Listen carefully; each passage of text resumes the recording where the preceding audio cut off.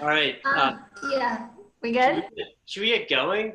Let's Jamie, do it. do you Let's wanna do it. kick us off for our I eighth webinar do. session?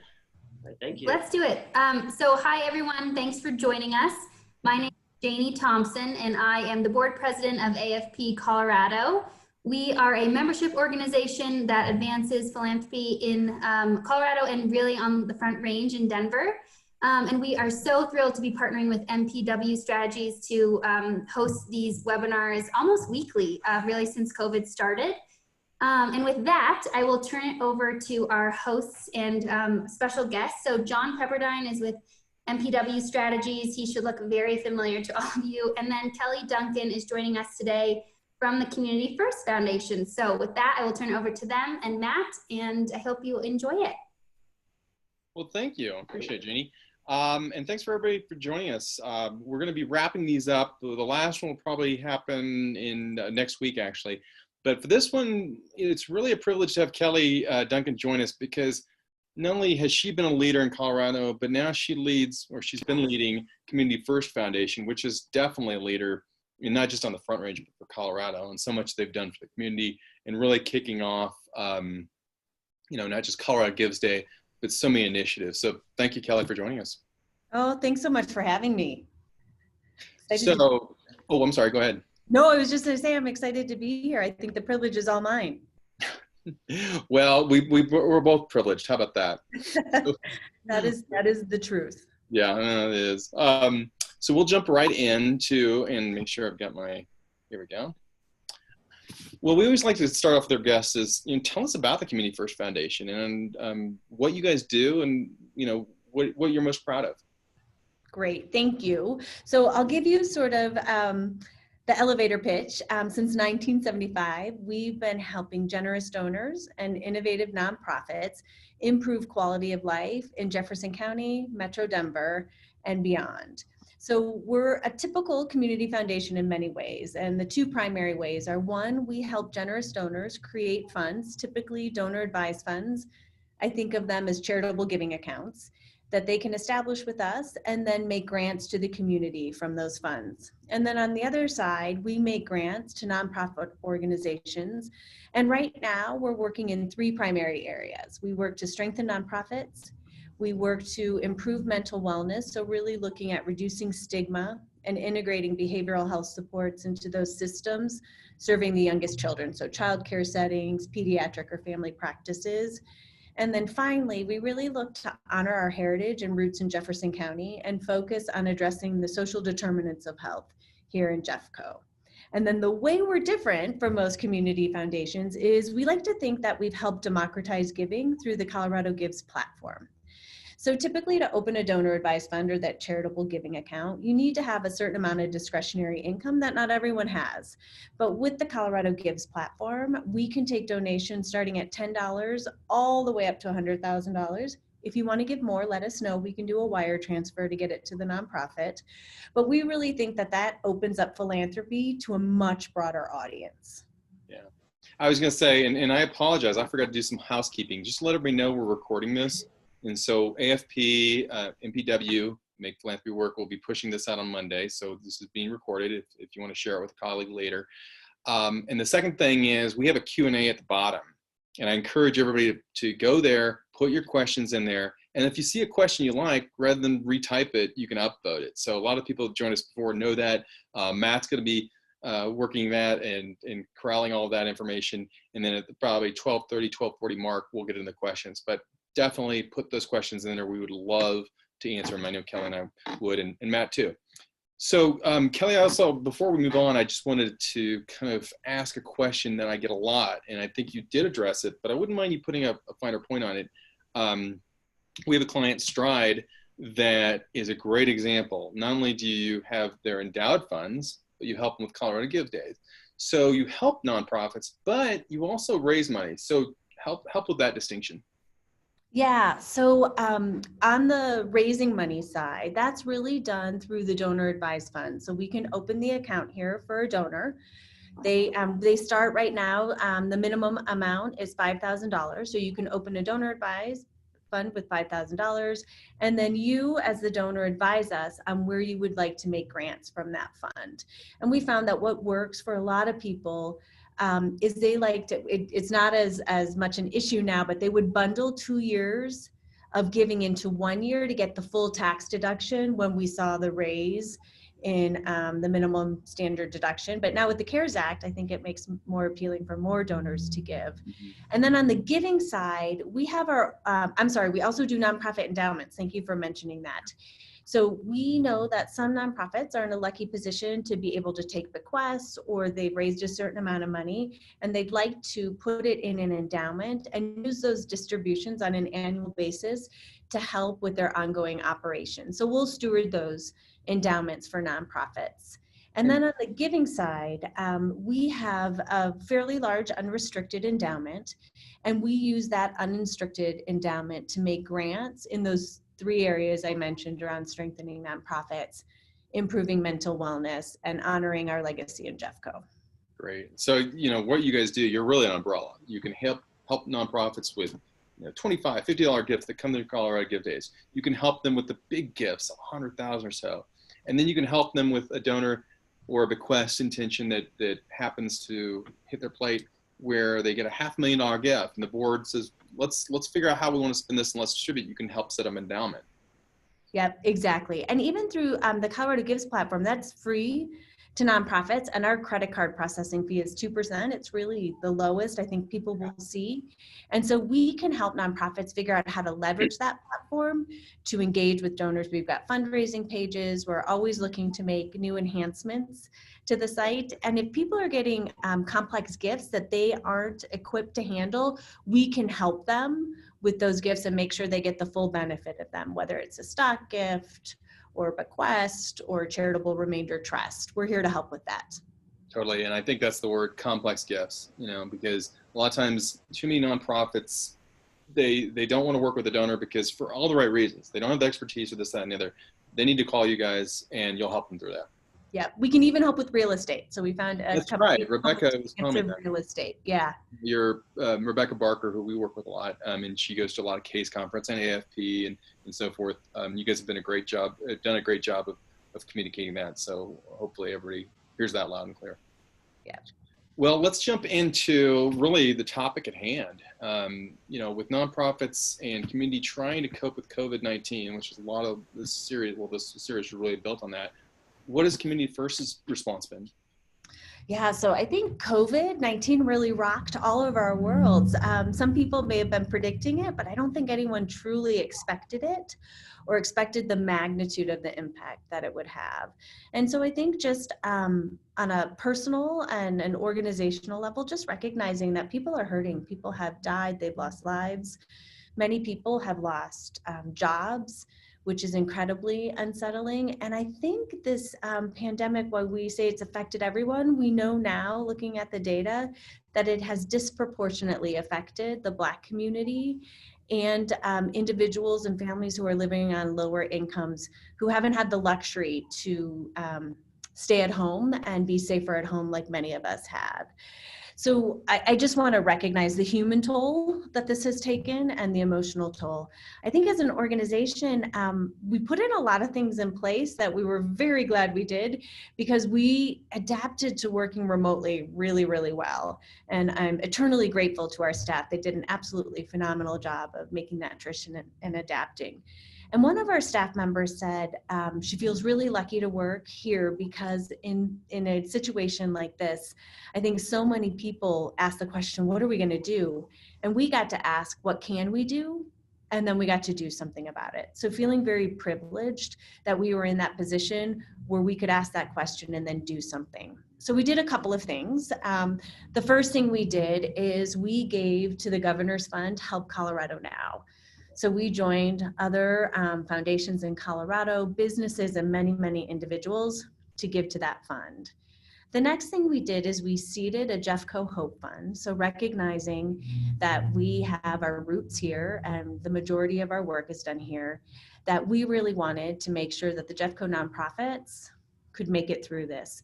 So we seeded the fund with about $1 million and then invited donors to contribute to the fund. And I think our donors were already up to about $75,000 in donations to that fund. And we did 2 rounds. First round was really for those nonprofits on the front lines, directly responding and helping individuals who'd been impacted by COVID.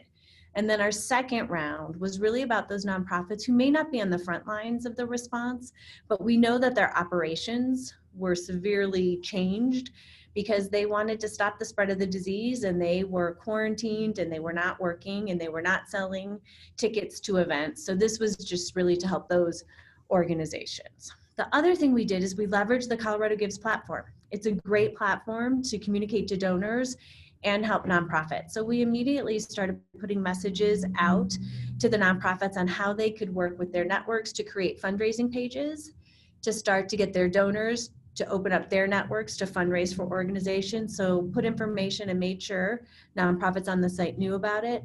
We also changed the search functionality so people could search for those organizations responding to COVID-19. And then we partnered with Giving Tuesday Now to be sort of the local host for the Giving Tuesday Now on May 5th. And through the Colorado Gives site, we raised about $1.3 million for nonprofits. And I know you nonprofits did a great job raising money on your own too, so we're not taking all the credit, but that's just what we did on our end. And then we also helped to become the fiscal sponsor for a distributed network of makers. So we think of this as sort of a twofer. They recognized that healthcare providers needed PPE, and that there were a lot of individuals with 3D printers, or from the theater district, we had seamstresses who could sew, and they were out of work. So they put together this limited liability, they put together a co-op, if you will, to bring all of these makers together, and they could serve as the central point to take orders from healthcare institutions and then farm it out to those makers to make the PPE. They also wanted to get donations, so we became their fiscal sponsor, so we could serve as the 501c3, so donors could get that tax deductibility. And then because we've got this Colorado Gives platform, we could immediately put it up on the site and people could make donations. And I was just looking today, I think they've raised about $132,000 just through the site since May. And I think they produced something like 77,000 pieces of PPE. So those are just some of the things we've been doing around COVID. God, I think I've been sitting on my hands for months. So, no. It's incredible. That's really great. And I commend you. Let's get into the other big issue, which is, the realities of Central Park, what happened there with George Floyd's murder. These are just as pressing, and in some ways could be more pressing than COVID now. And so, yes, the series, we built it on what's been happening with COVID, but we can't ignore this, and nor should we. So I would love to find out what you've been thinking over Community First. Yeah, I think COVID-19, as I mentioned, really exposed the inequalities in our society. And then I think the video of a white woman in Central Park with a really strong understanding of a racist society and an intention to use it to her advantage over a Black man who was simply bird watching. Those two, coupled with the videos we saw of Ahmaud Arbery, the story of Breonna Clark, and then George Floyd's murder, we can't turn away from it. We have systemic racism, and it's been persistent, and now we need to absolutely do something about it. So our board and our staff issued a statement standing shoulder to shoulder against racism and against an unjust society. And we're happy that we could put out that statement, but a statement is not enough, and we need to back up that statement with actions. So some of the things we've been doing, we opened it up to our staff for ideas that they may have, and one of our staff members said, could we make a donation to entities that are working to dismantle systemic racism? And we said absolutely. So we allocated to our culture committee money that they will work to make a recommendation on one or more organizations that are standing against systemic racism, and we'll make a grant to them. Before all this started, we had really just started to scratch the surface, but begun to have conversations as a staff about racism and really creating an inclusive work environment. And how do we not just recruit for diversity, but how do we retain diverse talent because we have an inclusive work environment?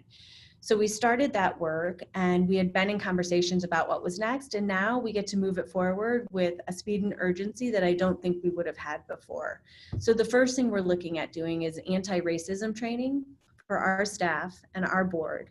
And then we like to think of spheres of influence, so starting internally, and then looking at who else is sort of in your family, and then moving out.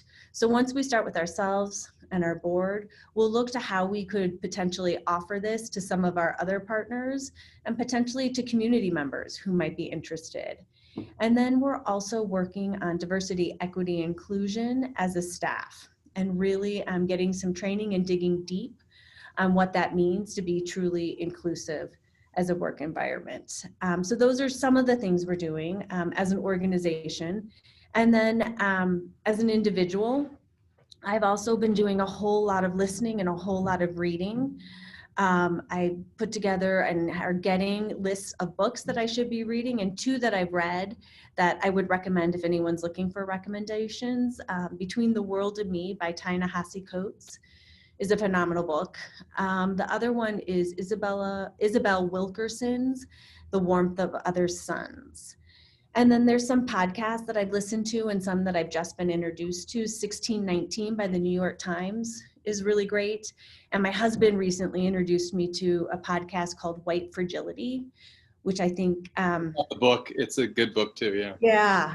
And then just looking at what are some of the other social media influencers that don't look like me that I should be following. So I think there's Ibram X. Kendi. Someone told me about Trust Leadership, Citizen Stewart, Elizabeth Epps is Tired, many, many more. So I'm leaning in as hard as I can. I would suggest The Root. I don't know if you ever go there. What is it? It's called The Root, and it's a web publication. Gosh, I feel so old saying that. It's like Huffington Post. It's very younger writers, younger Black writers, Black perspective, great articles, and very timely. Great. So that's another good one. I think, yeah, I mean, and also I want to keep encouraging folks to put in your questions, please. Matt's corralling those, and he uses the term curate. I use the term corral. I think it's the same thing. Color lines just came up from Tatiana. So color lines is another one. Oh, and the other thing I just want to put out there, there's no, like, we do this and then we're done with this work. This work is ongoing. And I think the quote by Maya Angelou says it best: do the best you can until you know better. Then when you know better, do better. And it's sort of how I'm trying to approach this. I have a lot to learn, and I'm going to make mistakes, and I will apologize for those mistakes, but I won't let the fear of mistakes keep us from doing what we know is absolutely right. Yeah, I think, kind of speaking of our conversation earlier before we got on the webinar here, I think it speaks to, let me go back to that one, I don't want to jump ahead. I think it speaks to the Rodney King riots and how that was disappointing for the Black community, if anyone, it's mostly affected. But that was disappointing because it felt like it was a one and done, and then we're going to go back to our old ways. This, I'm hoping, is different. And I said earlier, the next generation coming up, I don't think we'll let it go. And I hope not. Nor should we, but that's where my hope lies. Yeah, and I think I'm hearing conversations and hearing people be open to conversations that I haven't seen them be open to. And I think we're using the right language. I think for so long we were afraid to say racism. We were afraid to say systemic racism. We were afraid to talk about white privilege. And I think there's an acknowledgement that you have to be honest in your language. And when you start to use the words that truly describe the situation, we can start to have more honest conversations and then hopefully make progress. Yeah, I grew up in Kansas City, and I don't know how familiar you are with that city, but it's pretty segregated. And growing up, there was a kind of, among the white community, was that, oh, well, people stayed where they were. When I was doing some research, on a side note, I ran across documents of racial covenants, basically, that J.C. Nichols, that started a big part of all these housing developments in Kansas City, had really put in language, and actually was shot down by a court case, language preventing Blacks, Latinos, Jews, Catholics. I mean, so when we talk about systemic, it really literally was built into the laws. Now, fortunately, it was struck down. But when we talk about systems and structures set up to perpetuate racism, it's there.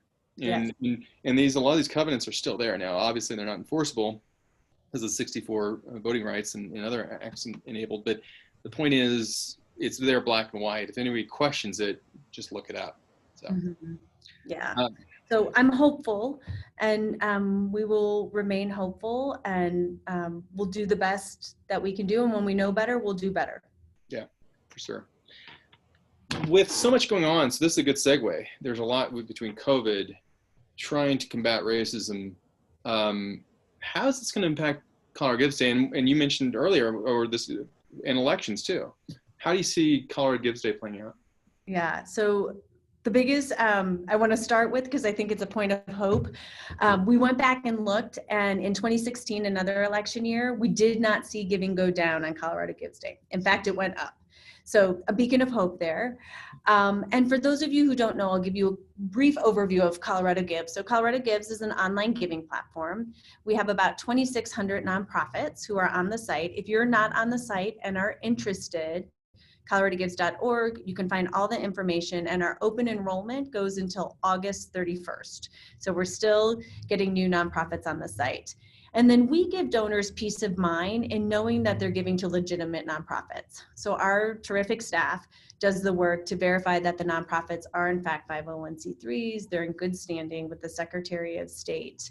And then we provide this safe and secure portal where a donor can use their credit card to make donations. And we like to call it the online shopping of giving. So we've got a shopping cart feature you can give to multiple nonprofits, check out with one easy transaction.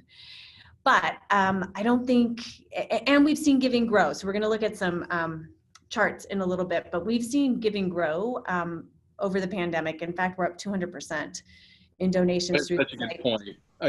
Sorry to interrupt, but it's just that you did something that just totally frustrates me, but gives me hope, is that when nonprofits feel like people aren't giving, that's just not true. And I love the fact that we're going to show these charts to prove that. So yeah, so we have seen giving grow during this time, but it's election season. We've got a Senate campaign, we've got a presidential campaign.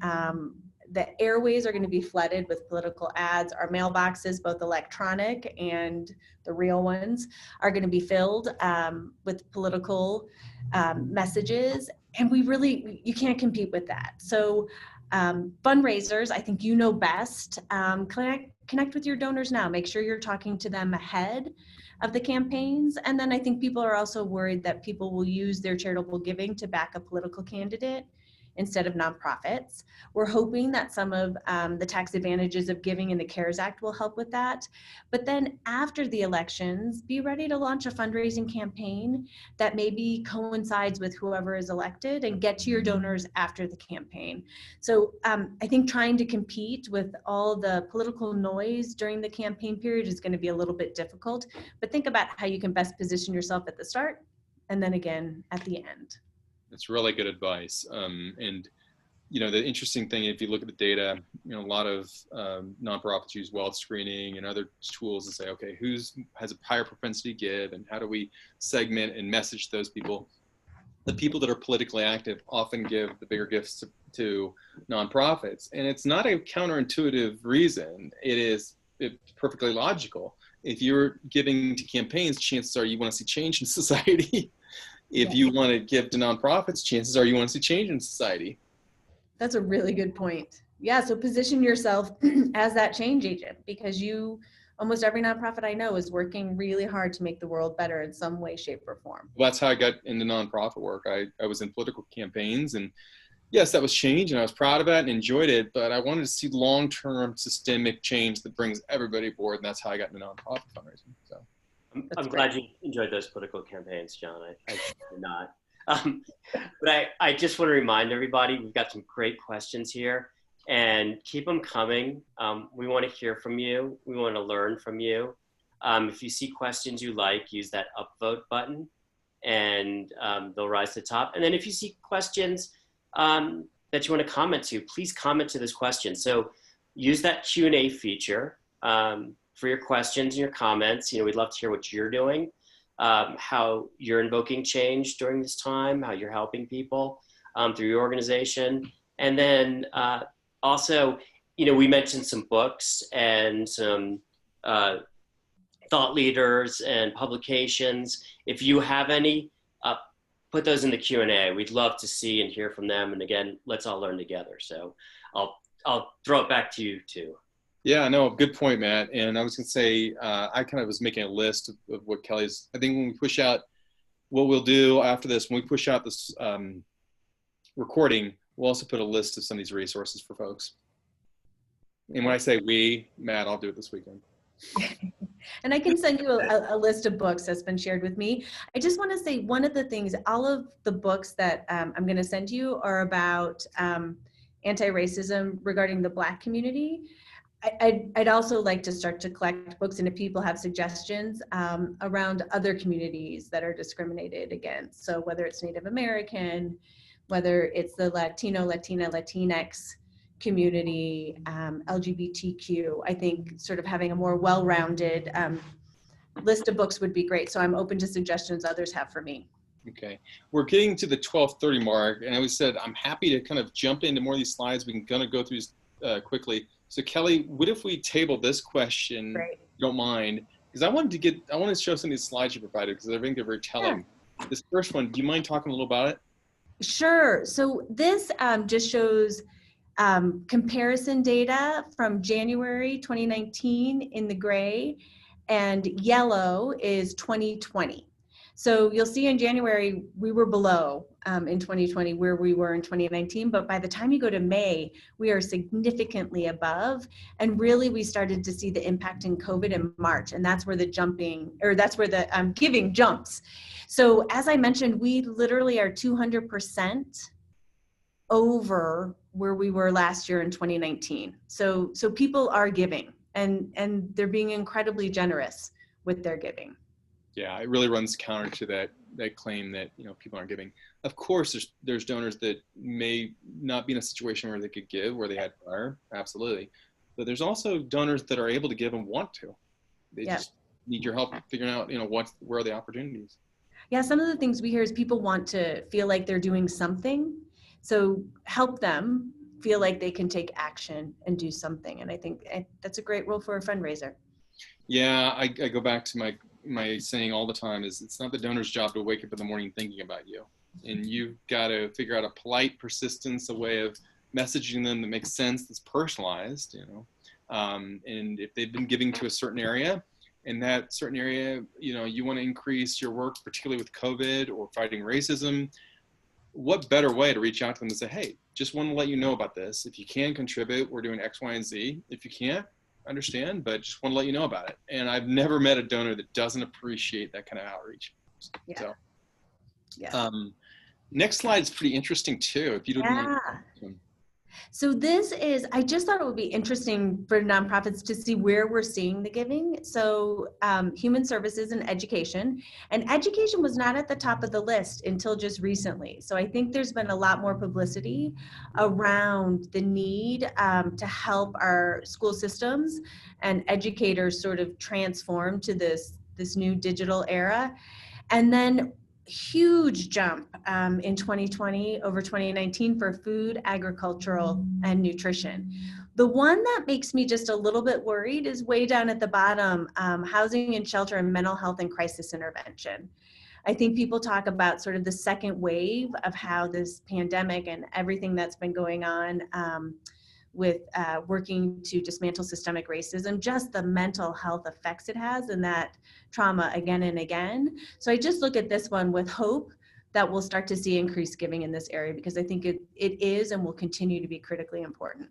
Well, I'm going to call out Stride Community Health Centers just because a lot of their work is mental and behavioral health, and you can, you know, I'm no expert, but they're aligned. And I think what happens is I think awareness of mental health and behavioral health is increasing, but what you said is very true. It's not where it should be.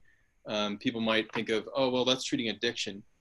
But it's also treating all these other facets of people that have gone through personal crisis, abuse, to you name it, and it helps get them back in society, get them to be the person they can be. And so, yeah, I agree. Mental health and crisis intervention, it's unfortunately, I mean, I guess you could say somebody's going to be at the bottom, right?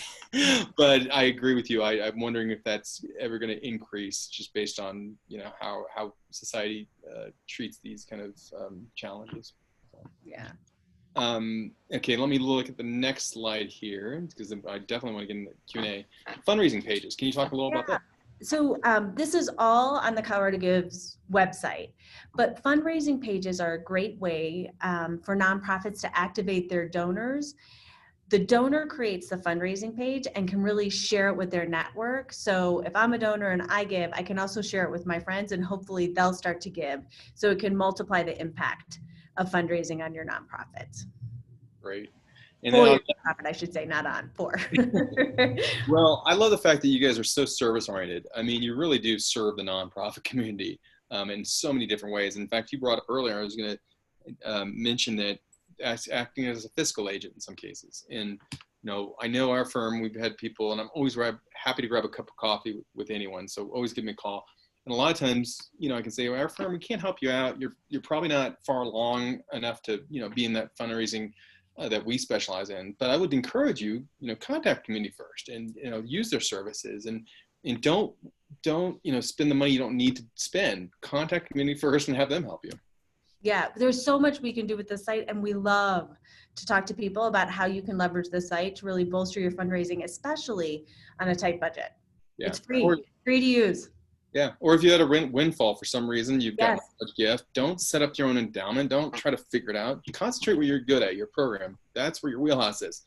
Let, you know, somebody that's been doing this for, how old is Community First? 40, 50 years? You've been around since, 1975. 75, yeah. So, yeah. And then finally, this page. Yeah, so this is what a fundraising page can look like. And we can put the goal and people can track how close they are to reaching that goal. So just to give you a sense of this is what the end product looks like. And I love this picture. Yeah, it's a fun, and that's what another thing is, we always encourage nonprofits, show visuals. People love to see what you're doing. And, you know, if you want to support repertory theater, you see this, you want to give. Yeah, absolutely. Have a little splash in our work. Okay. If you'd like, do you want to touch upon a little bit of strategic planning, and then Matt can go into the kind of the questions? Yeah, that works great. So I feel a little passe, but I'm a new president and CEO. I've been here just about a year and 4 months, and we're doing a strategic plan. But I want to just share a couple of things. First, how lucky I am when I started at Community First. We're in great shape. We've got a really strong staff. We've got a really committed board. We have everything in place to have even more success in the future.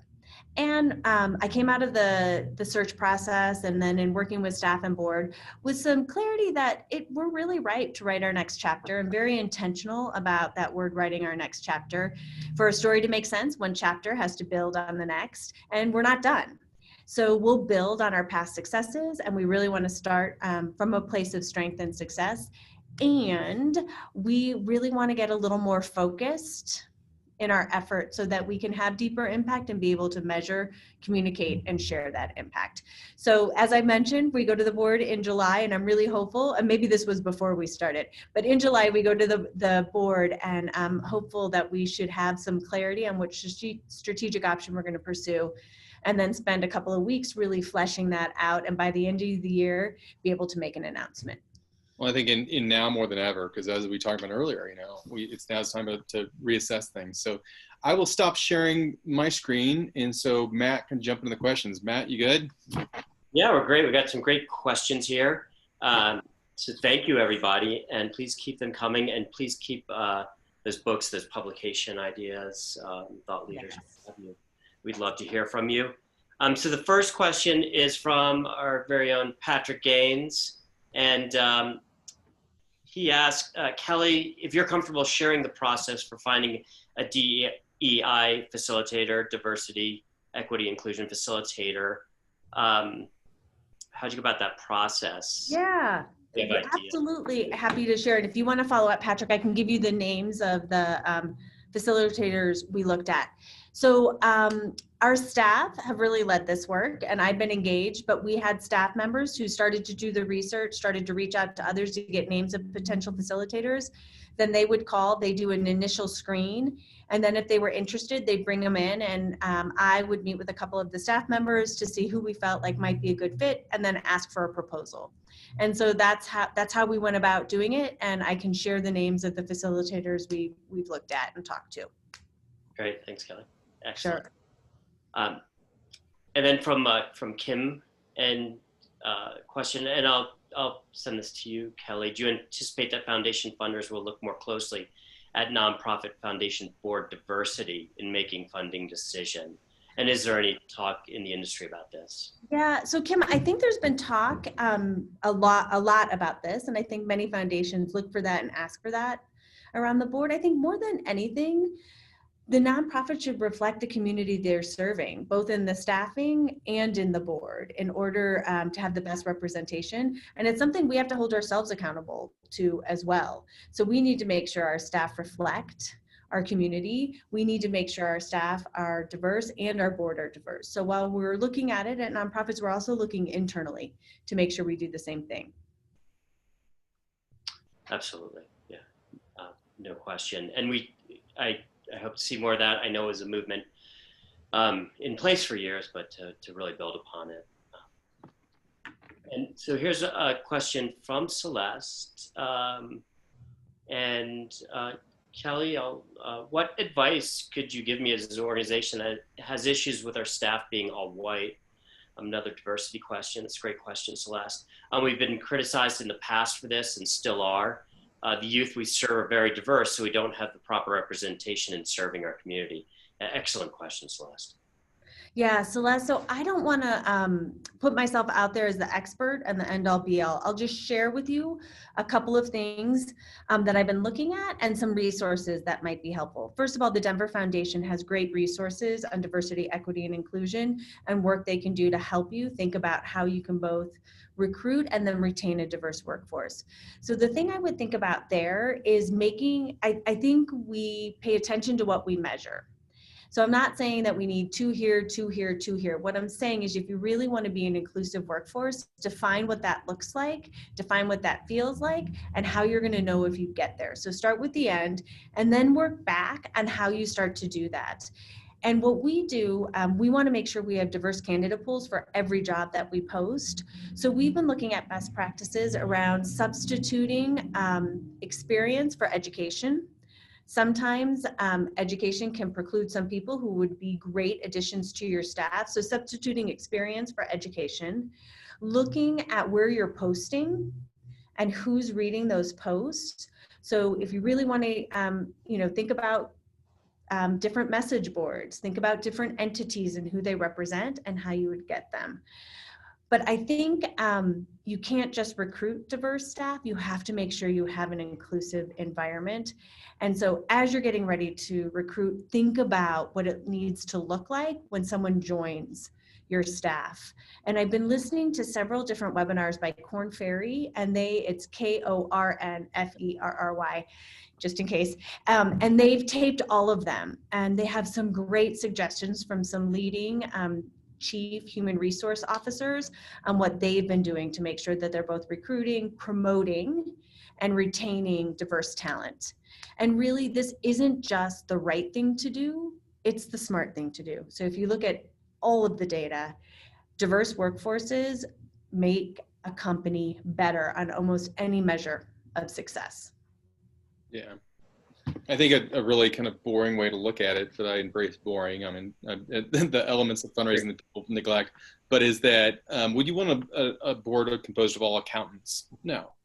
Diversity is a range of thinking, backgrounds, experiences, perceptions.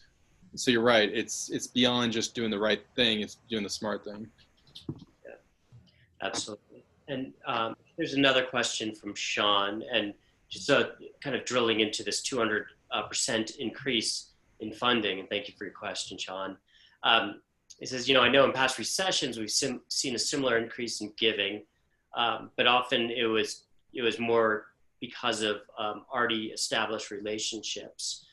Is there a change in this? Is there a different set of reasons people are giving? And I'll put that to you, Kelly, and John. I know you'll have some input on that as well that we've seen. Yeah. Thanks, Sean. You always stump me. So it's a great question. I can tell you where the increases are. What I can't tell you through the data is, did those relationships already exist? We could probably mine down, and I can look into that and get back to you. But we've also seen new donors to our organization. So once we put the Jeffco Hope Fund out there, we got many new donors that had never given directly to Community First Foundation in the past. So I think what we're seeing is donors want to respond to COVID, but the needs were so great, they didn't know where to start. And they felt like, I care about Jeffco. I trust that this community foundation will give grants to the right organizations. They'll make it easy for me. So that's one way I can say, I think people are giving to places they haven't given before. I know I ended that like a question. I shouldn't have. That's one way. No, I mean, actually, are given before, but I don't have a definitive answer. I'll just add to this anecdotally. You're right, Kelly, that there's some new donors coming in, and a lot of the development officers we're working with have been contacting these folks. Others have not had a chance. The jury's still out. I think, obviously, though, people are giving. I think the message is, don't be sitting on your hands. Talk to your donors, develop those relationships, and have confidence and trust that gifts will come in. I don't know, Matt, do you have anything to add? Yeah, I would say, I think there has, the increase in giving. We've seen a lot of organizations pivot their funds to emergency relief, to family assistance. I think that's where a lot is coming from. So it's donors that probably already engaged in the organization. But then just going, sending money to something that they see immediate need for. There's also organizations that I think in pivoting to be on the front lines of, COVID recovery have reached greater audiences. And so these organizations are kind of spreading out their message, and people are probably searching for that COVID relief, so to speak. Yeah, I would just add that, fundraising is a lot of planning. You absolutely should. I'm very fond of planning, not fond of plans. And so you can do all the planning you want. And this happened with a lot of situations, nonprofits I'm aware of. But, February, everything's going along. Oh, wait, this COVID thing. You do have to pivot your message. And because that's what donors can be thinking about. That's front and center. Their own personal lives are affected. And they probably still care about your organization, but they'll want to know, how are you addressing COVID? Or in this case, how are you addressing systemic racism? Yeah, absolutely. Yeah. And then Tatiana's, I think we answered this question, but changes in who people are donating to. Again, yeah, I think to some extent people are shifting their funding to organizations on the front lines. And I think we will see that more and more. And I think we'll even see that through Black Lives Matter and more funding to Black Lives Matter movement organizations. And I'm certain that's already happening. I haven't seen data to point to that. We've been seeing it with our donor advised funds, just people asking who they can give to who may not have asked before. So we've been responding with some ideas for them. Yeah, so absolutely. And again, shifting, I think, within organizations among funds that reflect kind of this frontline activity. If I can add, and Kelly chime in too, one of the things that may be shifting, this is just kind of my own kind of guesswork here, is a very loaded term, defund police, I think is going to evolve into let's fund social programs. And that may be where things head toward, is that people have this realization that the police officer isn't the best person to deal with mental health, right? Or, all these other range of issues. That could be where people start giving their funds to. And it doesn't mean they work outside your organization. So let's say you're a university. Do you have scholarships set up for social workers that are addressing this problem? I mean, it may permeate in different ways, because I still believe that people have a propensity to give to an organization. If be that organization, but it has an impact on what's currently happening, then it's a win-win. So. We have some great, in the chat room, we have some great books and articles and publications. I just took a a screenshot I of know, they're great. And someone said, I think I called it white fragility, but the podcast is Seeing White. So whoever chatted that in, thank you for getting the right name out there. Excellent. All right, I'm going to move on to a question from Rebecca. And so Rebecca at Cortez Cultural Center, they're shifting their work to address systemic racism on the local level here in Montezuma County.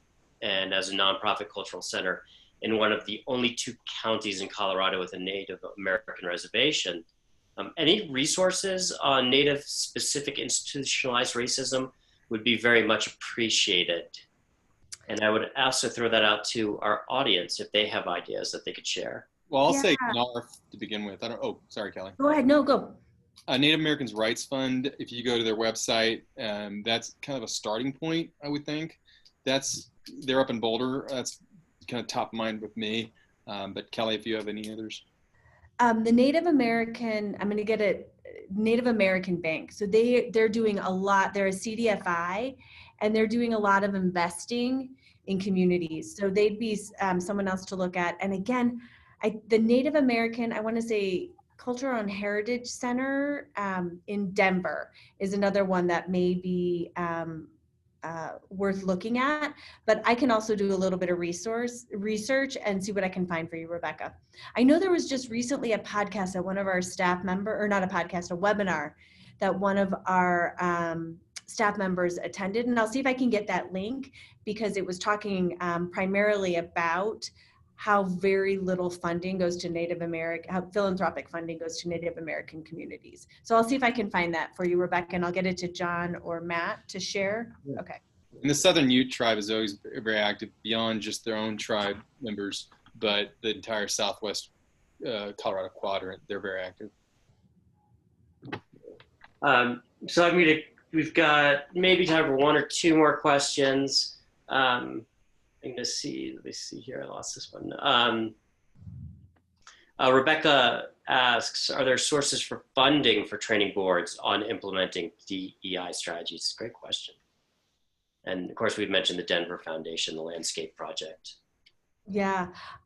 So I think I think foundations are starting to hear the message that that you nonprofits have been sending for years, that you need general operating funds and not just project specific funds.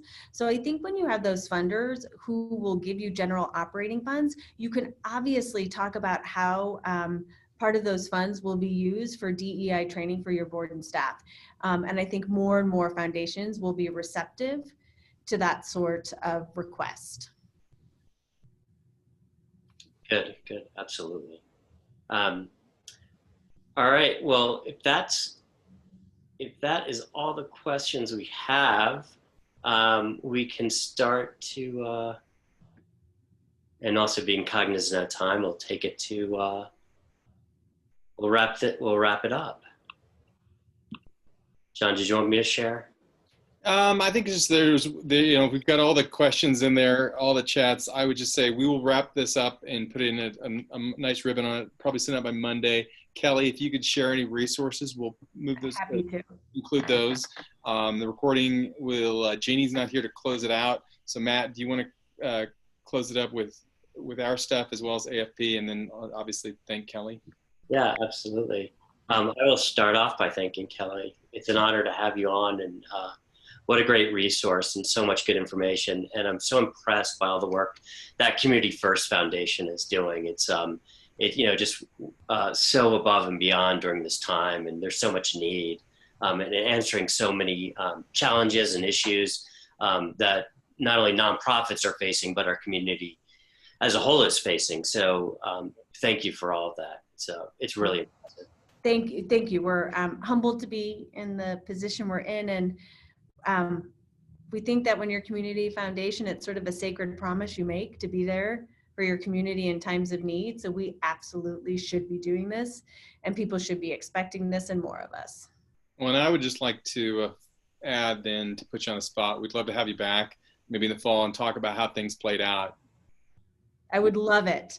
And I love all the suggestions that people are offering. Like I said, I don't have the answers. We don't have the answers. We'd love to hear from you if you have specific suggestions. Help us learn. Absolutely. dialogue.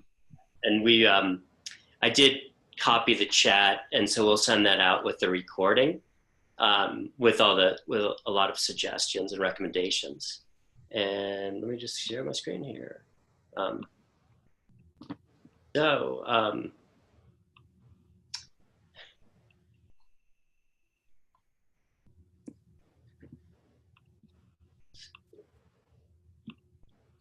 As we tell everybody, you get what you pay for here, folks. Yeah, exactly. Yeah, this is a home studio, so I had to mute myself with all the commotion in the background, actually. All right, so you can always go to this link here, info@mpwstrategies.com, coronavirus webinar, and that's to view all our previous recordings and sign up for our future session, which will actually be our last session of the summer. And that's with David Miller, CEO of Barton Institute for Community Action. And of course, David was also the past CEO of the Denver Foundation. And we'll talk about the impact on philanthropy on our community with David Miller. So please look for that. That's next Friday at 12 o'clock. And again, we're taking a little break for the summer, at least for July and probably some of August. And look for as well our new name and look coming up at the end of June. So we'll have a whole new look, same people, but a new name and look. So we'll have that out to you probably at the end of June. And then you can always join us on facebook.com groups COVID-19 MPW, and that's our COVID page. We'll also post a lot of that came out of the chat from today on that page as well, but join us there for updates and also to view previous recordings and join the chat. And then AFP Coffee Chat. So thank you to our sponsor. I want to thank Association of Fundraising Professionals for partnering with these. And also I want to thank Colorado Nonprofit Association. Colorado Nonprofit Association has been a terrific partner throughout this series and doing great work. So the Coffee Chat, July 9th at 8 to 9, and how to earn your CFRE, your great thing for fundraisers and professional advancement. And then you can always find out more about what's going on with Association of Fundraising Professionals Colorado at their Facebook link right there, facebook.com.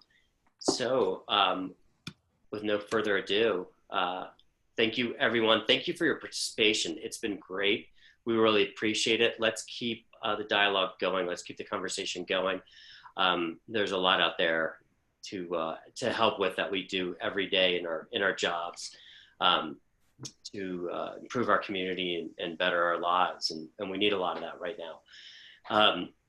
So again, thank you. Have a wonderful weekend, and we'll see you next time. Hopefully we'll see you next Friday. Bye-bye. Thanks, John and Matt, for doing this. Thank you very much. Our pleasure. Bye.